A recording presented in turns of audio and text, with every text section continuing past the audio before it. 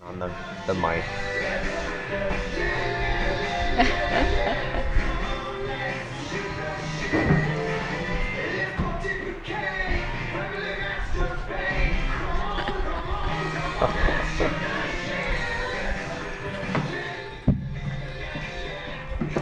Hey, that was nice and smooth. I like how you got that out of there. People are gonna think that was just a video effect, I think.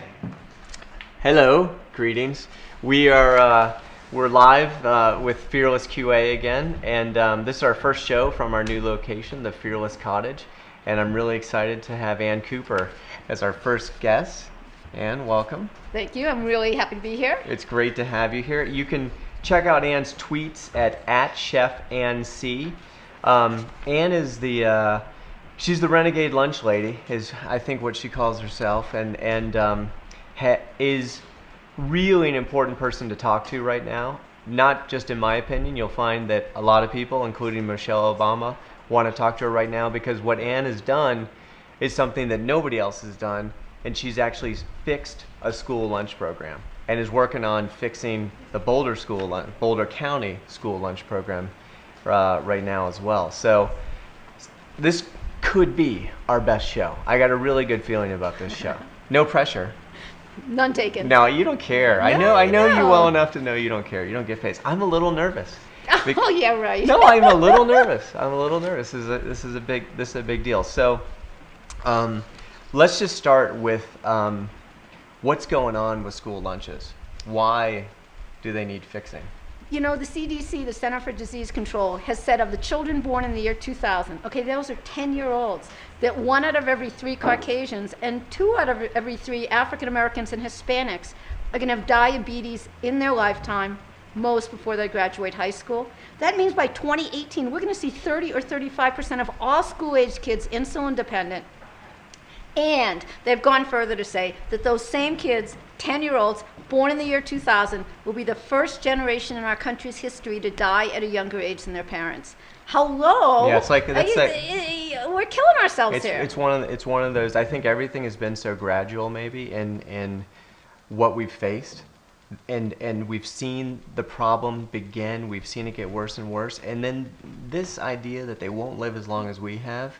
That's where it just seems to be a full stop moment for a lot of people. Well, right? it has to be. Yeah. I mean, we're at a... Well, it doesn't have to be. We could just all die. Yeah, I mean, well, we could. Yeah, okay, yeah. You're right. And I think that there's a good chance of that. You know, thank God for people like you. But there's a chance that we'll just begin to die earlier now, and then we'll see how far that goes. Well, and you know, this is such a social justice issue because the kids who need food the most from food insecure homes, the Hispanics and African Americans specifically, I mean, they get so much of their nutrition at school, sometimes 2/3, sometimes 3/4, and the food we're feeding them is making them sick. I mean... Yeah. So why? Why is it making them sick? It's sort of complicated, but the National School Lunch Program started about 60 years ago. And it started because there were too many recruits going into the World War II that were malnourished. It was a good idea at the beginning. It was a lot of great ideas. Yeah. But the government got involved because we were too malnourished to fight. Now, of course, we're too fat to fight. The government's getting back involved. But it was a good idea, and people actually cooked. Lunch ladies cooked food for kids. And what we've morphed into... Do you think that's why they're getting involved? Because we're too fat to fight? Absolutely. No, absolutely. The really? DOD, the Department of Defense, has said, they came out about a month ago saying that we have to change this because there's too many fat recruits to fight. Jeez.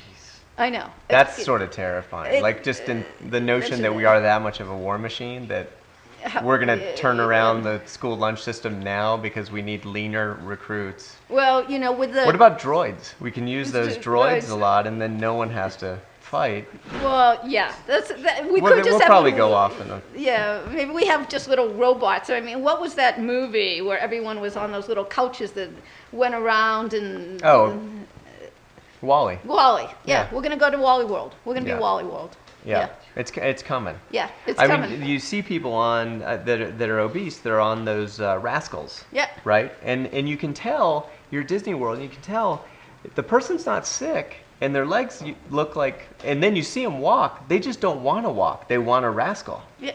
That's Yeah. That's basically the Wally Yes, scenario. that's the Wally scenario. You know, and I know you travel, and I travel like crazy. And I don't know if you've noticed in the airports now, the wheelchairs are double wide. I mean, like both you and I could be in a wheelchair that they have now in the airports because they think everyone is so fat, or everyone's actually We should so travel somewhere together and do that, yeah, and then we and could we could video show- it. can we- yeah, and we can could we bring it- showcase. It would be a nice little viral video. Fat. Okay, cool. Okay, We'll do that. We'll do that. So, so the CDC as an organization, not the most progressive organization No. either. So if the CDC is coming out and saying it's this bad, it's probably worse. Oh, absolutely. Really? It's so bad. I mean, when you think that we now live in a country where 72% of Americans are overweight or obese, 72%. Now 35% of all kids are overweight or obese. I mean, that should be terrifying. This should, in every way. It's not attractive. It's certainly not It's attractive. that anyway. I don't know if I'm. It could be Terry. It could be a horror movie too. It should be a horror movie. Yeah. And within, because I think about this, and in some ways I think I kind of was a lazy kid. I wasn't really getting out that much. I liked cartoons. I think I ate mostly Pop-Tarts and peanut butter sandwiches. That's about it. That's what and I wasn't obese. What's changing now? Because if you look at the statistics, you look at the early 90s, and there's something that happened in the early 90s, right? there's a couple of things. We now live in a country where 1 out of every 4 meals is eaten in fast food. 1 out of every 4 meals is eaten in a car. And 1 out of every 4 meals is eaten in front of a blue screen. TV, Game Boy, iPhone, iPad, iTouch, all of these things. But I was eating 3 out of 4 in one of those Yeah, scenarios. but so all of that's happening. No exercise. So like whole school districts have done away with recess. Like the city of Chicago. That's true. No recess. We were forced to run the 400. Yeah, no. It almost killed me. Yeah, well, but you lived. Barely. Okay. Yeah. But I so- was really not like I'm just saying. I was eating a lot of what you would consider junk food, but it just seemed different. Well, and it is. And so the other thing is high fructose corn syrup. So when we as a country switched from sugar to high fructose corn syrup, which we do not metabolize in the same way. I just saw a commercial that said it's the same thing. Well, do you? Okay, so Alex, do you believe all the commercials, even if you make them yourself? I did know. Actually, my son noticed that it was brought to me by the corn growers of America or something like that. Yeah, Well, the Corn right. Growing Association. And when we switched, especially in sodas, but in everything, when we switched from sugar to high fructose corn syrup, and between high fructose corn syrup and trans fats, it became ubiquitous in all processed foods. Right. It just, that on top of everything else, and we've got a perfect storm. If there was if there was one ingredient you would suggest to moms, like, hey, just avoid this. High fructose corn syrup and added trans fats, both of those. If Both you of those. do that, you will have much better food for your kids. How do you? I mean, Well, on the high fructose corn syrup, I finally got my kids to look for it, right? So they'll turn everything over. And they're like, no. I mean, it mostly means you can't eat anything that's Highly processed. highly processed. So it changes your diet pretty radically, which is great. Yeah. With the trans fats, how do I identify? It says that? partially or hydrogenated oils. So Okay. it can be hydrogenated oils or partially. And even if it says 0 trans fats on the front of the bag, Yeah. turn it over and see what the ingredients is. Because the way the USDA, Wait. yeah, That's bad. That's bad. It's really bad. So the way the USDA does it, it's portion sizes, and because a portion that's this big that you would eat in one sitting could really say that it's 5 portions. That 0 trans fats is by portion, but if the bag is 5 portions, it's there's So it's 0-ish if you had this much. Right, But exactly. if you have what you No. will probably have, it's trans fats. yeah, exactly. Okay. That's a good tip. So look for the trans fats on the back. Look for the high fructose corn sweetener, and those two things alone would radically change your diet. Well, it will make you cook. But yeah. If you give up those things, you're going to give up a lot of the really highly processed foods, and you'll cook more, which is a good thing. It is a good thing. It's good in a lot of different ways. Why is it that we don't like? Why is it that we've lost that relationship with food? And I think that's connected to what you're doing too with kids and in schools. You know, I think that as a country, we never had that relationship to food. I mean, if you go to Japan or you go to Italy or you go to France or Greece, they have a culture of food. It goes back to somebody's great-great-great-great-great-grandparents. I mean, they sit down at a table, they eat, they cook, they shop. And in our country, we've been so enamored. Norman Rockwell paintings where everyone's sitting down for dinner. And, you know, I mean, but that you don't think there was ever a time culturally where Americans were about that dinner? Not in the same way, because what happened is, and it goes back to the Industrial Revolution, we were such a young country by the time the Industrial Revolution came from Europe to here that we just didn't have that kind of culture. And as soon as the Industrial Revolution happened, men went outside the home to work, and their work outside the home was valued. Women's work was devalued because it was left in the home. Right. And then between that and the women's movement, all cooking kind of became bad. Right.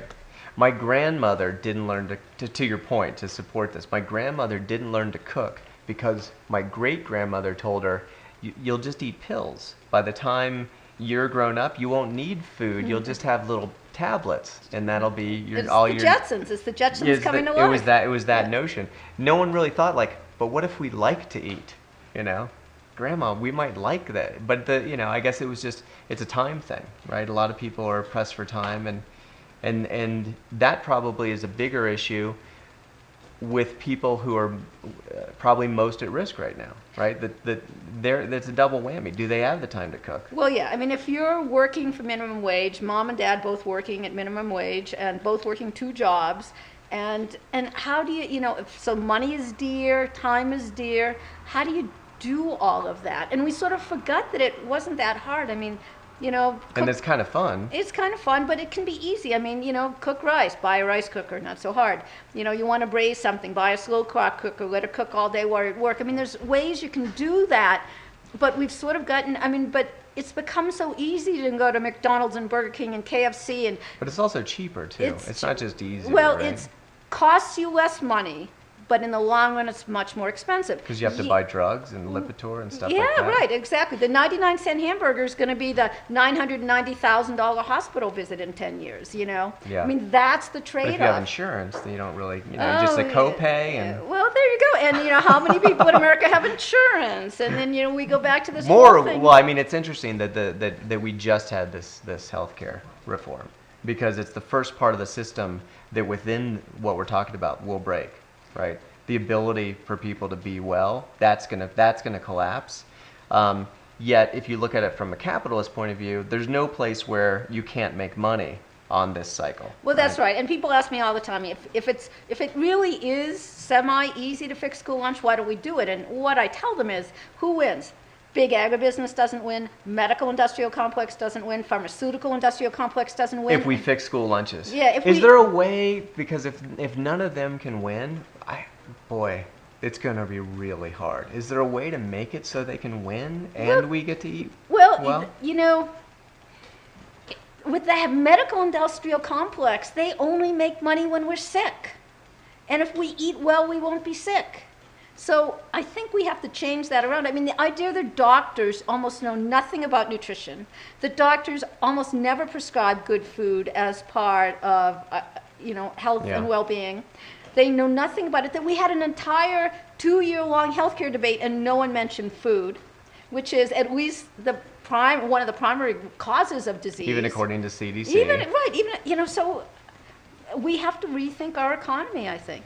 And I think we can do that. Maybe there needs to be an economy around health. Yeah. Instead of we have an economy around sickness. Well, I think I was talking to you the other day, and we were talking about healthcare, and that we have a for-profit healthcare system, and a non-profit healthcare system would incentivize health.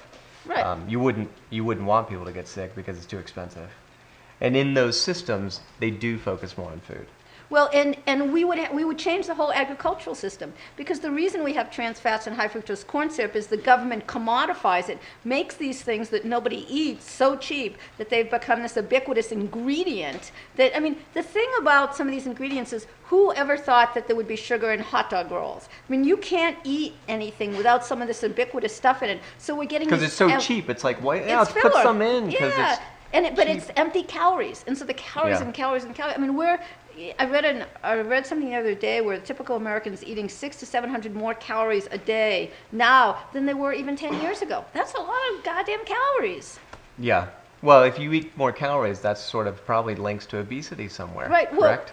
I'm no doctor. I'm not a nutritionist, but so we're live with Ann Cooper. You can tweet in questions to @FearlessQA, and so let's talk about Michelle. Let's talk about what you did when you first landed, and they asked you, "Will you fix this?" It was Berkeley, right? Yeah, I started in Berkeley. Will you fix this school lunch program?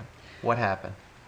Well, the first thing that we did an assessment of the program, but what we did is we came in and we tried to get rid of all the bad food. I mean, we put salad bars in every school, banned high fructose corn syrup, banned trans fats, brought in whole grains, started breakfast, got rid of conventional milk, brought in organic, and really tried to change the system. And what happened is, initially the kids just go on strike and aren't going to eat. I was going to ask, did the kids picket where there's signs and all sorts of crazy stuff? Well, they didn't actually picket, but they actually did. Hey, there's somebody here. They actually did, go on strike. They said they wouldn't eat. And, really? Yeah. So, and I've actually had kids strike a couple of times, but then you work with the kids, you bring the kids into the solution and you say, okay, let's talk about this, let's look at this, let's think about this, let's taste different things. And, over time now the program's really great, but we fired every single purveyor we had. We had to retrain the entire staff. Yeah. We had to do outreach to the community. We had to market to everybody. I mean, it's a hard process. And as hard as it was, they asked you to do it, though, right? Right, absolutely. The notion was they thought it was broken and they wanted you to fix it. Correct.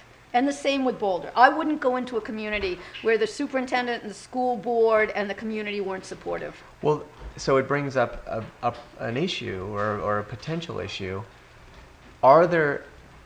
If you're out there and you are a lunch lady or you're a renegade nutritionalist and you want to get involved, but maybe where you're at, the board hasn't really gotten there. How would you do that? Because your situation has been difficult, yet you've been assigned a mission that was still difficult. What if the mission isn't instilled yet? How would you go about that? Well, there's a couple of things. My foundation is building this website called The Lunchbox, which is in beta now, be out of beta in just a month. And we're putting all the tools a district, a nutrition services person, everybody needs to start making these changes. But I think That's very cool. Yeah, it's very cool. So rather than selling that information and what you've done, you're just going to make it available. Give it all away for free for schools all over the country to start to make these changes. Yeah, really important. Because school districts can't afford to keep hiring consultants or highly paid chefs like myself to come in and fix things. Right. They need to be able to do it internally with their staff. But I think one of the things that's happening as far as getting superintendents and school boards on board is that with Michelle Obama, we've got the First Lady out there really bringing these issues to the public light and really making them important. I mean, there's no policy behind it, there's no money behind it, but at least it's hard for you not to be positive about change at this point because you're basically going against the First Lady, who everybody kind of loves, and the government actually saying this is broken, it needs to be fixed. Right. And at least some awareness. I think that a lot of people who hadn't even considered it, now that she's talking about it, are aware of it. And Jamie Oliver. I mean, I think for a certain part of the country, he really brought it into people's homes. And there was talk around the dinner tables with secondary school kids and their families, like, well, what do they really feed you in school? Is it really like that? And the kids are saying, yeah, it is. Now, within television, can Jamie be as honest as he has to be to really fix this thing? Or I think he's pretty honest. I mean, it seems to me, he really did. He had that big dumpster of chicken fat, and, when he received his TED Award, he had this big, huge pile of sugar and say that's why we shouldn't have flavored milks. But I just go into sugar. So, the thing that I've noticed is I haven't seen anything that Michelle or that Jamie's done where they've made a distinction between high fructose corn sweetener and sugar. I think that that's true. And I'm not, with Michelle, it's really hard for her. I mean, she hasn't come down specifically on any of those issues. I don't think she can. It's too political. I don't know about Jamie. I should find out and ask why he hasn't really talked about that. I mean, he's really against flavored milks in school. But you're right. I haven't heard him say anything about it. I would just imagine that if you look at the sponsors of anything of the programming, there's just going to be, like you said, that ingredient's in everything. Right. So how do you ultimately fix it? Because I think, the issue is what's in our kids' food, that it really isn't necessarily food anymore, and we're feeding them a lot of calories, empty calories, but even worse than empty calories, maybe somewhat dangerous calories, and the reason for it is because we've got these enormous subsidies, right? If people don't understand the subsidies, basically the government pays farmers to grow corn. It was a great program in the late 40s, I guess, that started. Right. Made a lot of sense, and it made food abundant. But it's gotten to the point where we grow way more corn than we need, and so there's been a desire and a need to cut it into different sorts of ingredients and put it into everything, and that is. We're basically eating just corn. If you look at a grocery right. store, it's like corn cut into different kind of molecules and repackaged and shaped. Yeah, there was a great movie made, a documentary called King Corn, by a couple of cool young guys, and it really explains that whole thing. But I think, to answer the question of how do you fix it, I think the way to fix it is really to teach young people and children, especially from the youngest age up, what good food really is. And that doesn't mean they'll never eat any junk food or they'll never go to fast food. That's not the point. The point is, if by and large their diet is fresh fruits, fresh vegetables, whole grains, clean protein in the right portion sizes, then you can have treats and you can have other stuff. And that's what we have to do. It's really about education. Yeah.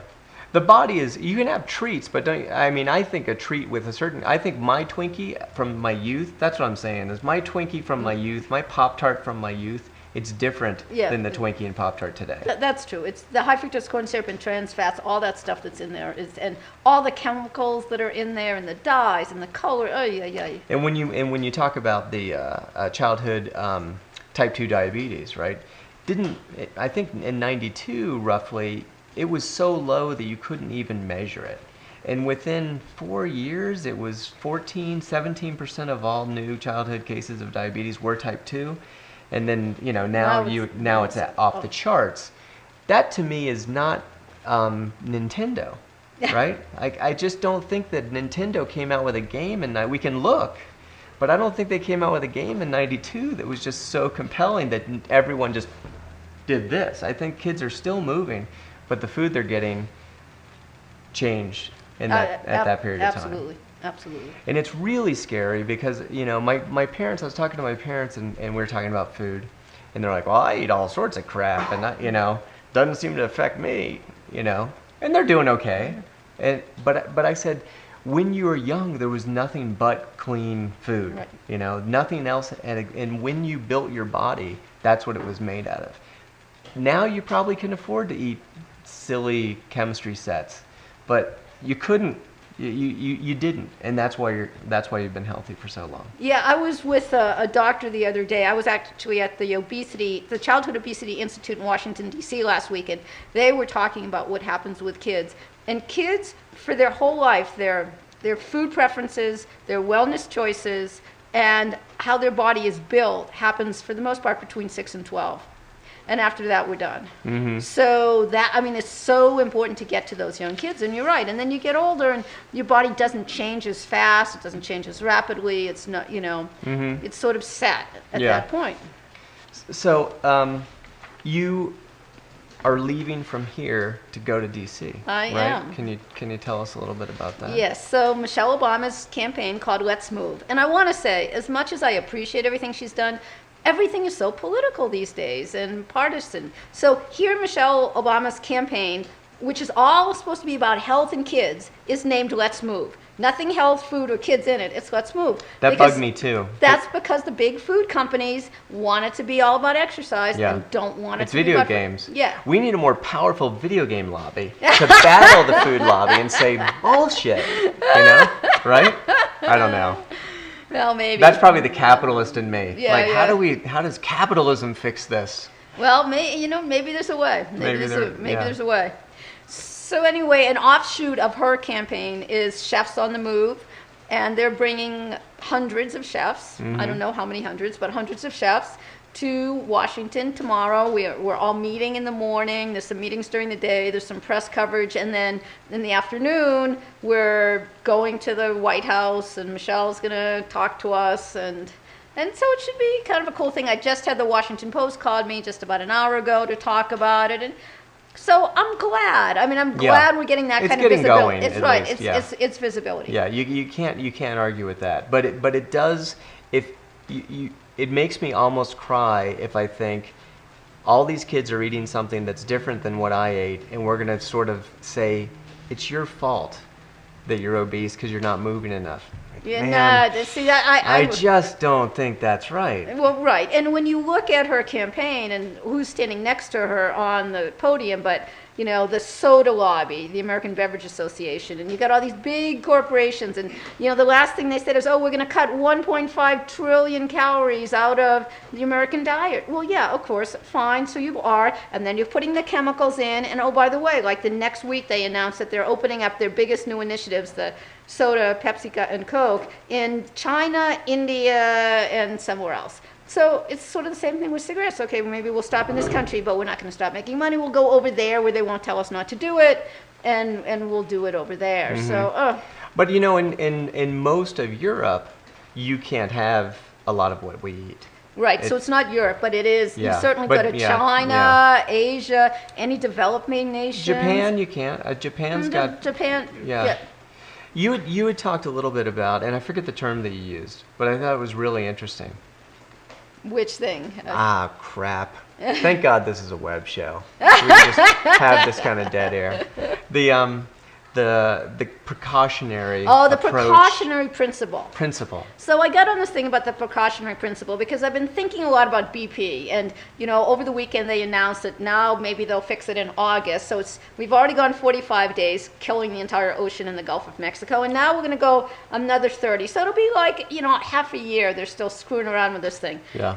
Why? Because we never took any precautions. So the precautionary principle says that if an act or a thing would probably make someone or the earth, people or the planet sick, that we should take precaution before we sort of let it out of the box. And the company that's bringing that to us, whether it be a chemical or oil under the ground or whatever, they would have to have the proof that it's not going to hurt people or the planet. It's not like we have to prove that it's hurting us. We don't have to experiment on ourselves and go, look! Right, exactly like cigarettes. I'm hurt. Instead of saying we don't need irrefutable proof that cigarettes are going to cause cancer before we decide not to feed them to our children.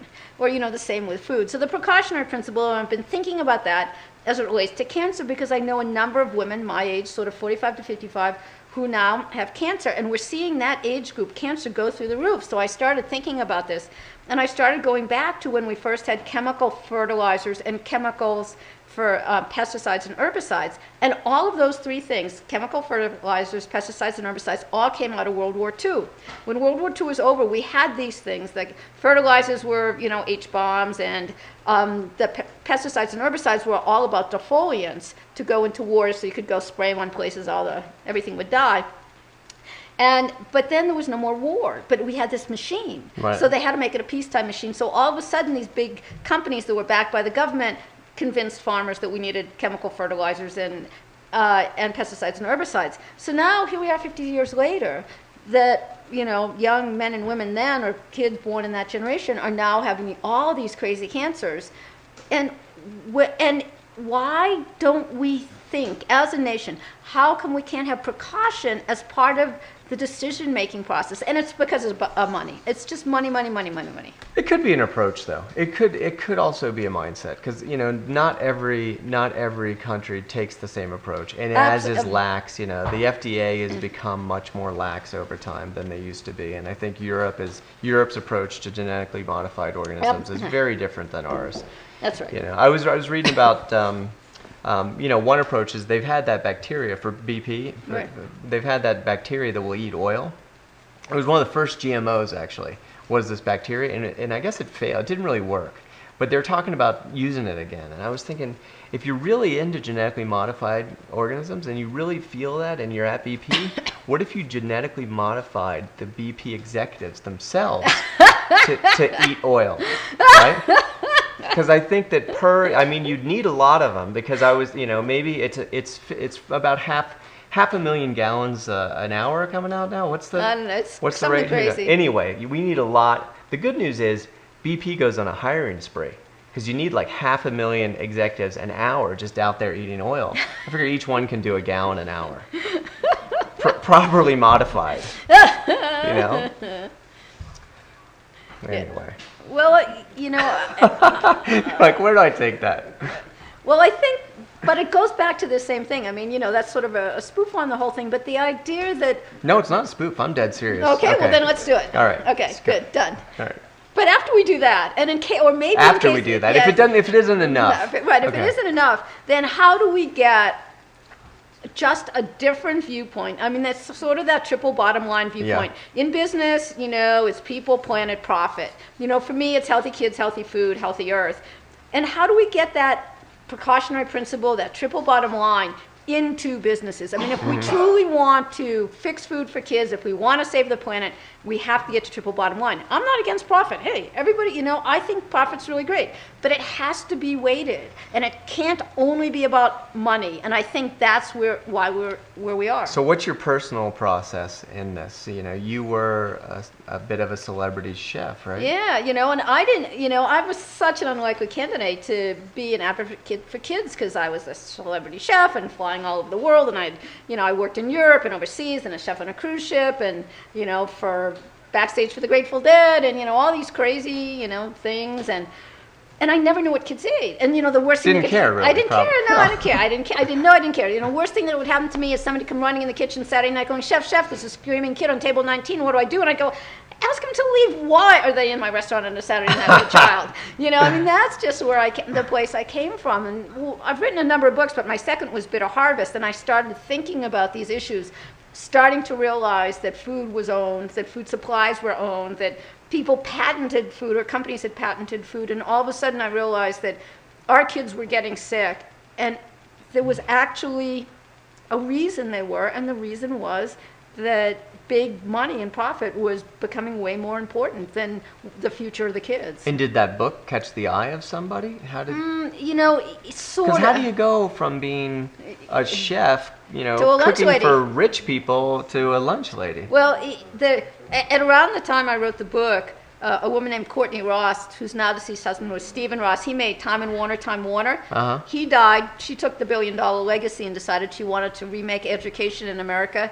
And part of that, one of the core values would be around food. So she hired me to come in and really say, well, how would we feed kids differently? What's the educational values that we should have? What would it look like? And that was sort of my start in a very rich upscale school. And you said, yeah, I'm in. No, I said no. So they called me on the phone, and I said, what, me, lunch lady? Click, no. And so they called me back, and I kind of got over myself. They said, come down and see us. I went down, and I went, after all these years of, sort of serving, all these people my chef's wet dreams, I mean, whatever chefs you could think of, lobster, sushi, Napoleons, whatever, I really care about these issues. Maybe it's time to give back. And, so I just sort of stopped. I said, okay, you know what, there's something else besides making money and feeding rich people, and that's what I'm going to do now. So that was 10 years ago. And you still make a fine living, I'm sure. I'm not hurting. You're fine. I have a blessed existence, that's right.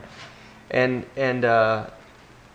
when I listen to you, which I like to do, and I'm sure people out there like to listen to you, you just don't cower from things. You don't seem to bite your tongue on a lot of stuff.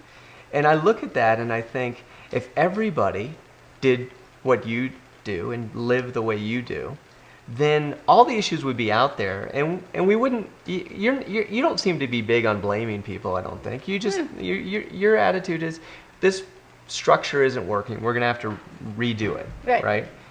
And I think if everyone was that frank, from every corporation that's involved to every politician that's involved, it wouldn't be that hard. Well, I think that's right. And, one of my most recent clashes is with the National Dairy Council. And this past year, the National Dairy Council came up with this campaign, Raise Your Hand for Chocolate Milk. And their whole thing was trying to get schools all over America, and they have movie stars and everything raising their hand for chocolate milk, to get schools to have chocolate milk. And I just lost my mind on this. And I went to these guys and I went, no, We should not be putting chocolate milk in schools. It has 50% more calories. If a child chooses chocolate milk over white milk every day for a school year, that's 2.5 to 3.5 pounds they're going to gain just from the chocolate milk. No. And after a lot of time and energy, it all comes down to money. They really feel like they're competing with the soda companies, and this is the only way they can survive, and all of this stuff. And it's just so dishonest, because, they, of course, never say it's about money. They convinced American moms that if you want to have healthy kids, you have to let them drink chocolate milk, because otherwise they'll never drink milk. They want to have dairy. Yeah, and that's crazy. I mean, there's all kinds of ways to have dairy. Plus, a third of Americans are lactose intolerant. Plus, it's not about dairy, it's about calcium. So let's talk about calcium, and dairy is one of the ways to get calcium. Yeah. So, but, everybody becomes so siloed in their belief, and it's also political, and it's also dishonest in so many ways. I mean, it's not like they'd come out and say, we're afraid of losing market share. And do you think that they know they're dishonest, or do you think it's just that you rationalize? I think you rationalize. So Yeah. in this case, when I really start to talk to them, the same people, the same marketing company, PR company, whatever, that designed the Got Milk campaign with the mustaches, then did this Raise Your Hand for Chocolate Milk. And somebody there really feels like, they did tell me that it was all about money, but before they'll talk about the money, it's all about kids eating calcium. Kids need more calcium. They need more milk. Da da da da da. So it's really easy to justify it's all about. Well, the and I kids. think if you compare it to soda, That's right. if someone stands up and says, "Look, kids are having this much soda. We need them to have milk. Chocolate milk is the answer." It's easy to sign on for that. Well, that of course, but Right? but soda's not allowed in schools anyhow anymore. In the Well, part there of the- goes that argument. I know. Why So do you steal these rationales from me? It's Yeah, important that I have something to hold on to. honey, I'm so sorry. I'm an ad guy. We're trying to. So we should take a couple Twitter questions. What's a good one? Throw me up a good one. That one seems complicated. I don't even understand. I can't even read a lot of those words. Would Anne be interested in cooking a healthy meal for the interns at the cottage? No. Yeah.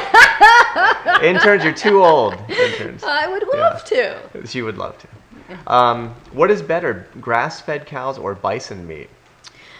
Actually, I That's don't. interesting. It's a really good question. I don't know. Bison is naturally low fat, but it's lower fat, and it's got more.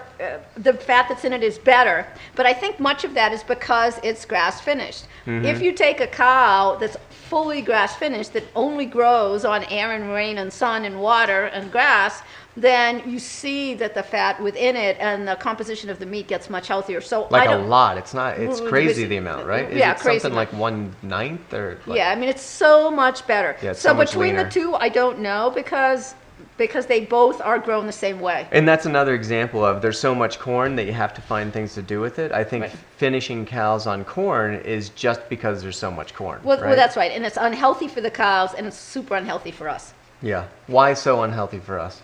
Because The fat. It's right. Why It's else? right. It's the fat content and the kind of fat that comes from this corn finish is it's just really unhealthy.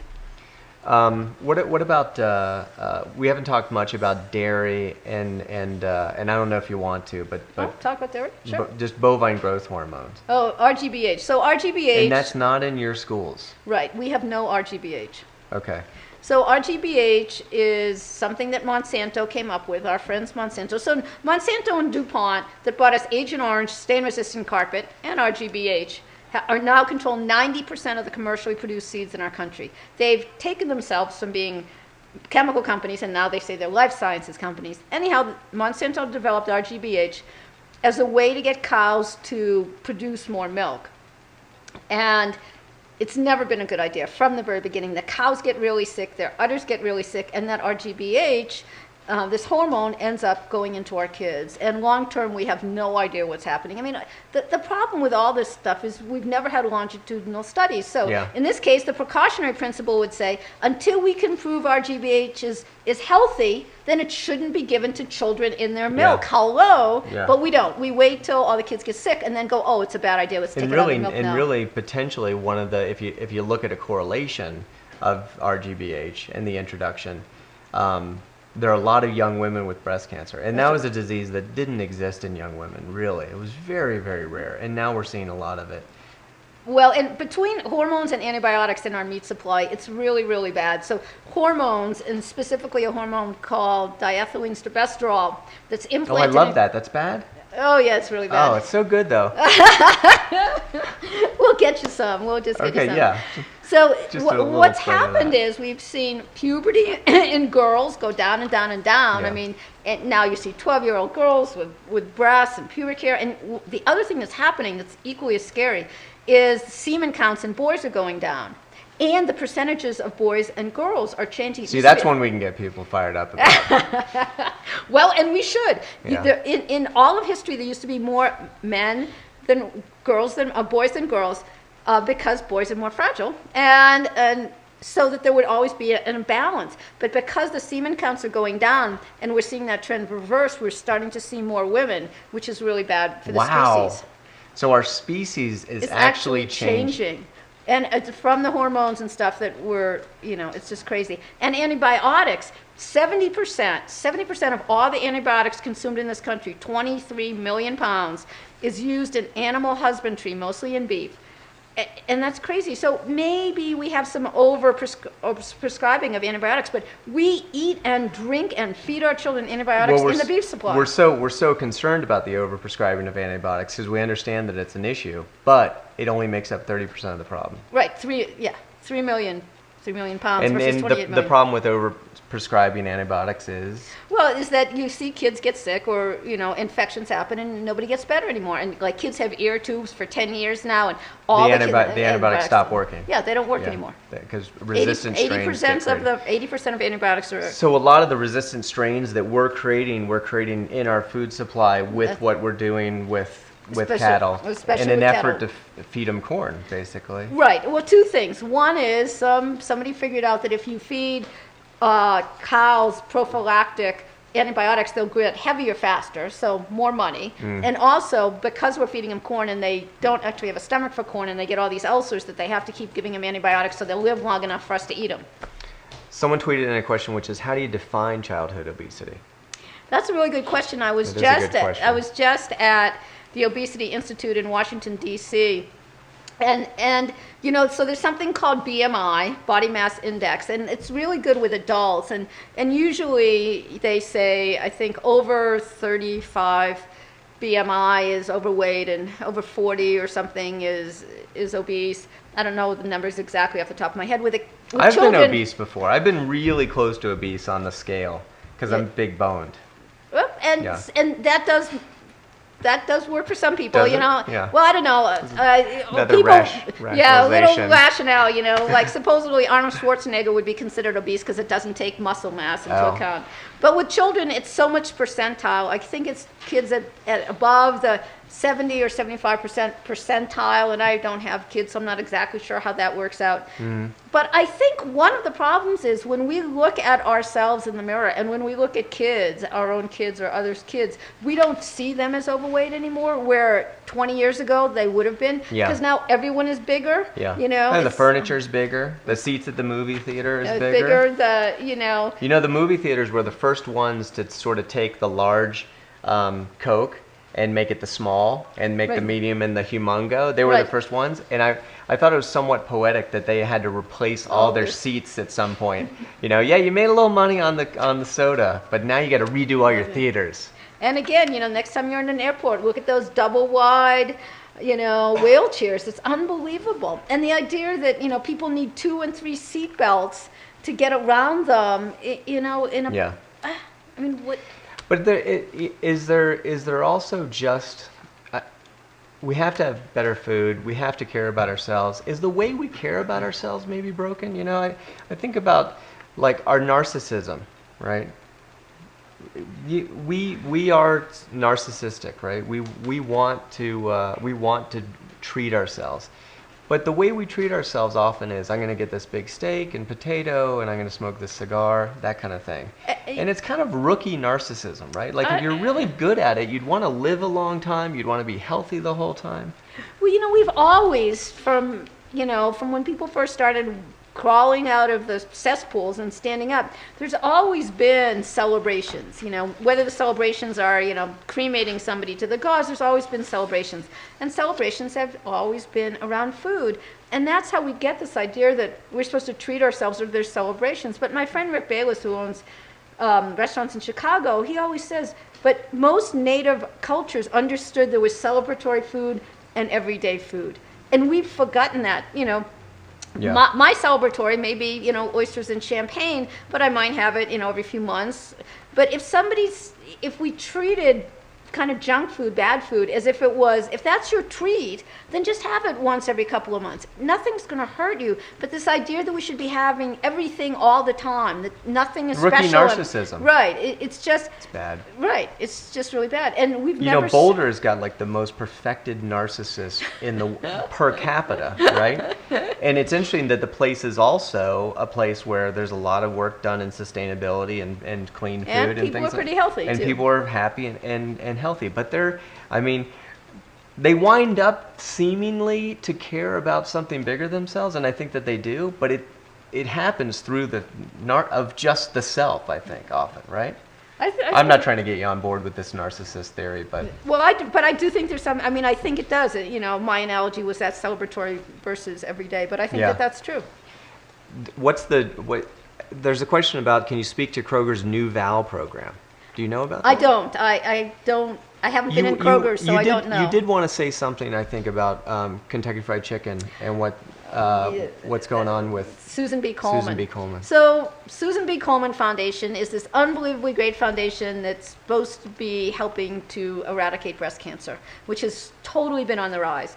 And the CDC, again, not a very liberal organization, has said that of the top two, maybe the top one, but at least of the top two concerns around cancer is what we eat.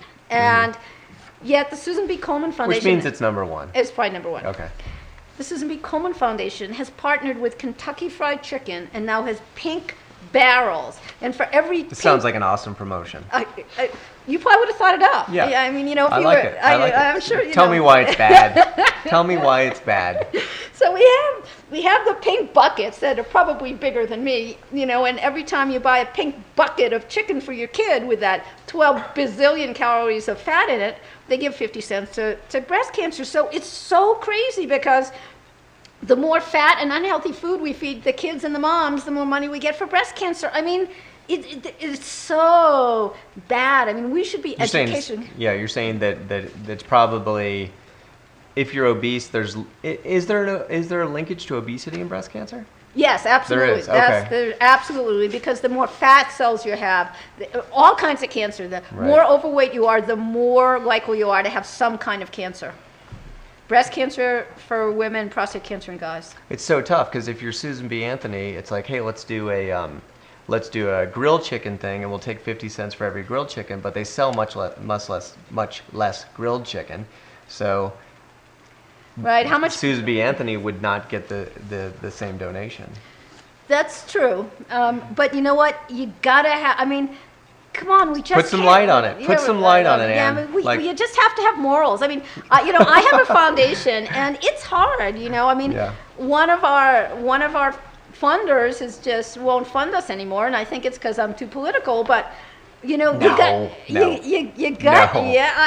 I know, hard to believe. Yeah. But I mean, we have a pretty strong set of funding criteria. You gotta, you just gotta walk the walk. So, should we be playing the blame game? Easy answer, no. But how do we move forward without knowing the true cause? That was just tweeted in. It's an excellent question.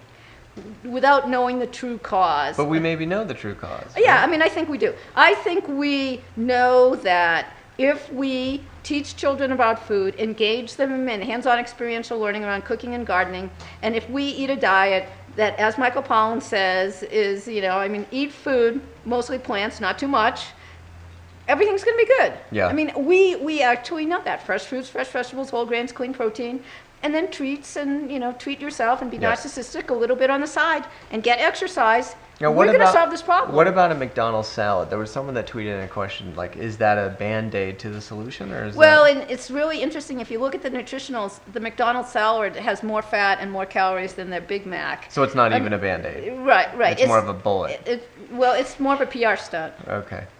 And why? Did you think Just that 'cause one up? No. I'm sorry. Which? I didn't. No, I didn't. Which? So why would it have? Why would it? Because the dressing specifically and croutons and stuff like that. So Wow. I know. And you do salads, but you don't do croutons at the school. We don't right? do any croutons in our salads at the school because kids will take ranch dressing and croutons and call it salad. Jumping back to the Susan B. Anthony thing, they have done a lot of tremendous work. They're very, very powerful. Absolutely. I think that it's difficult for people to critique what they've done, especially women. But I think I can because I'm a guy. They have to look at food.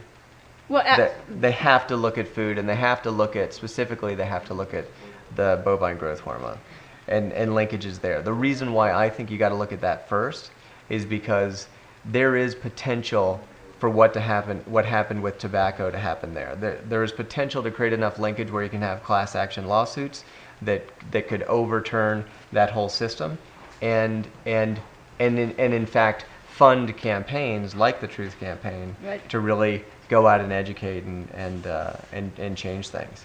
So that one, I think, if you're out there and you're a lawyer, I'm not that fond of you because you're a lawyer. That's terrible to say. I'm an ad guy. What do I have to? Yeah. I know. I was just gonna say. So Thank who's you. supposed to be in love with an ad guy, right? But here's the thing about attorneys, right? The only thing you need to make work for an attorney is another attorney. So there's no amount of them. There's no limit to how many there can be out there, right? Because as long as you have two, they can go at it. But they did amazing things, and without many lawsuits in the area of tobacco that were lost. But finally, those suits began to go the other way. That's what took down big tobacco in this country and funded a lot of education. Right. So I think that's very difficult in food because there isn't the possibility to create the linkages. I mean, one of the reasons why it's so difficult to create a linkage, if you did think there were causes coming from genetically modified organisms, we don't know what it's in. So if you're trying to, hey, you can avoid high fructose corn sweetener, you can avoid trans fats, good luck avoiding GMO. Right. There's no mandatory labeling. There's no mandatory testing. The whole thing. But that's not true in Europe, which is Not why, true in Europe. Right. No. And so the same companies make the same products, put GMOs in to put it in our country, and no GMOs over in Europe. It's crazy. But if you, I think that a savvy lawyer would begin to get together a lot of women who have no reason to have breast cancer because they're way too young for it, and look into their histories. I think what you're going to find is that they were consuming a lot of this stuff, but maybe not. I mean, that's just a possibility, but we'll see what happens. Why do you go by Renegade Lunch Lady and not Rebel Lunch Lady? You seem like you might have. Take either handle. Yeah, I didn't actually come up with a term. You didn't? I didn't. When I first sort of dropped out of being a celebrity chef, and the first time I did an interview, I said, okay, I'm done with being a celebrity chef, I'm going to be a lunch lady now, and started talking about it, and they said, oh, you're such a renegade lunch lady, and Nice. they just kind of stuck. And I said back, I said, oh, it's renegades wanting to serve kids broccoli and cauliflower, then Right. I can't wait till I'm not a renegade. You lunatic. I know. Feeding kids food, yeah. It's outrageous.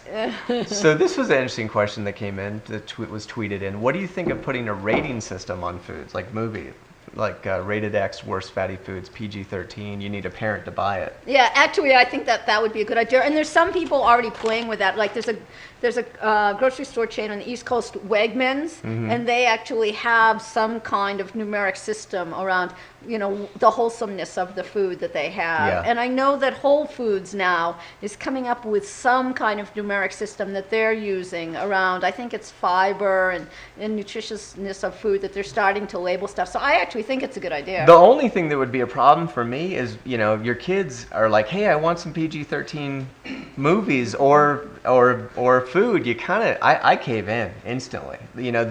My kids' diets didn't really change until they were able to understand. Right. And then Because as a parent, and you've seen this, I'm sure, with parents, like they're just desperate to get the kid to eat anything. That's right. Right?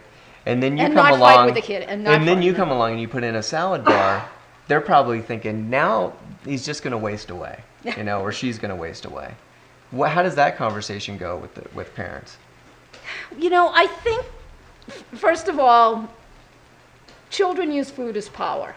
And what's one of the first words a kid learns? It's no. What's the first thing they say no to? Whatever you're trying to put in their mouth. They learn that. We teach them to have power over food. So oftentimes what a kid won't eat with their family, they will totally eat in a positive peer pressure environment. So first of all, it's that parent-kid fighting thing. Yeah. And parents will do anything not to fight with their kids. Yeah. And I'm not sure that's right. You know, I have some pretty strong feelings about that. No, I'm a terrible parent. I mean, that's why I was establishing that. But I think that, you know, we have to teach kids, and yeah, it can be bumpy. I mean, I have kids, you know, kids here in Boulder who, you know, go home and tell their parents the food is terrible, and then the parents say, oh, the food must be terrible. Won't even come in and try it, just listens to whatever the kids say, and then the kids aren't eating lunch, and, you know, so we go through that, but there's a trust thing. You have to work at it and work at it. You get the kids to trust the food and try food and be involved in the food, and then the parents as well. So. And is there any interest in being more educated in food from children? Because it seems like children, once they understand things, they also change their approach. Where my son, you can't get him to eat anything, or you couldn't. But if he cooked it, he would eat anything he cooked. Well, that's right. It's so important to have hands-on experiential learning in cooking and gardening classes. And in Berkeley, we're really lucky we had them in every school, and it makes such a difference. In fact, I was on a call earlier today. The UC Center for Berkeley Weight and Health did an evaluation of the Berkeley project. It's coming out at the end of this month, and it's going to show some great results. So, yeah. But you know, the program was 3 years old or 4 years old by the time we got done with the study, and we worked with kids, and you know, so yeah, it's all about education. One of the ideas that have come up, it's not mine, but I love to spout But it's got to be accurate education. It can't be politicized. That's the tricky thing. Well, yeah, absolutely. Because if you look at the USDA pyramid, you know, you can't eat that pyramid, right? That's right. Yeah. You know, pyramid with the rainbow. I don't know. Maybe I'm supposed to lie on it. I don't know what you're supposed to do with it. You can't teach it. You know, you've got to have good, honest information for kids. Yeah. How does the pyramid get distorted? Like, what's happened that's distorted? Lobbyists. It goes back to money. It's, you know, we are the only nation in the world that hasn't signed on to the World Health Organization treaty to reduce sugar in people's diets. Wait, I was reading something. There's a treaty? So the World Health Organization got all the countries, or a lot of countries in the world, together to come up and, you know, kind of make a treaty or a policy that says that they needed to reduce sugar worldwide because of the obesity crisis. Wow. And we won't sign on to it. So why? Oh, because we have the thinnest kids. We don't need to sign on. We don't need to worry about that. Yeah. And besides that, you know, sugar beets are a huge crop. Mm-hmm. You know, it's why does the pyramid say that we should feed kids 3 glasses of milk a day? A third of all children are lactose intolerant, and even doctors say kids should stop. But why are so many kids lactose intolerant now? Because that didn't used to be the case either. I think because we're force feeding them so much milk. And also because one of the things I believe is that because of all the RGBH and hormones and antibiotics and GMOs, that our immune systems have gone to whack. I think that's why so many kids are allergic. I mean, when I was a kid, nobody was allergic to anything, and now every kid... There was the one kid with the peanut allergy that you didn't even know, but you knew about him. Right, and now we have an entire school district. Our whole school district is peanut-free from my standpoint in elementary school because there's so many kids. And it could kill... I mean, at this point, like, peanuts in a school system is really dangerous, right? It can be, but it's... didn't start out that way. We've done that in 20 years. Amazing. By all the crap we're feeding our kids. Maybe you better take on the peanut board. They need help. Yeah. I love peanuts, though. I think we just need to... I think a lot of the peanut stuff is cross allergic reactions, right? Like, how do you determine... Well, a lot of doctors have told me that they think the GMO soy has affected how the peanuts are, and the rhizomes in the peanuts have been affected by these GMOs. Because you change the protein to make the GMO soy, and that protein is somehow infected the because peanuts. There's a large allergic reaction to that protein because it's a new protein, we've never experienced it, and then that creates a cross allergic reaction. We don't have much time. We're almost out of time. I could do 2-hour show with you. It'd be I easy. know. I It'd can't be believe we're easy. done. I know. Next time we should have some wine and we could just go Oh, at that'd be this nice. forever. That'd Yeah. be nice. Just real quick, about farmers. You've been involved with farmers too, and bringing them into this process. Yeah, I mean, we can't fix this without the farmers. As a chef, I can't cook without the farmers, but we need to feed children and adults, the world, we need to feed them real food. Yeah. That means we need farmers, and forget about celebrity chefs. We should have 1,000 farmers on the Yeah. White House lawn. Yeah. I mean, no more celebrity chefs. We need celebrity farmers. It needs Celebrity to. farmers. Yeah. That is brilliant. That's what we need, and we really need to understand that our health and the health of the planet is in farmers' hands, and we need to cherish them for that. And farmers want to fix this too. right? Absolutely. Yeah. It's been a pleasure. Thanks and good luck in DC. Thank you. Knock 'em out. Yeah. Thanks for spending some time with us. This was one of my favorite shows of all time. We're gonna roll credits. We'll see you next time. See my credit machine. I love that. Keep it lo-fi. That's great.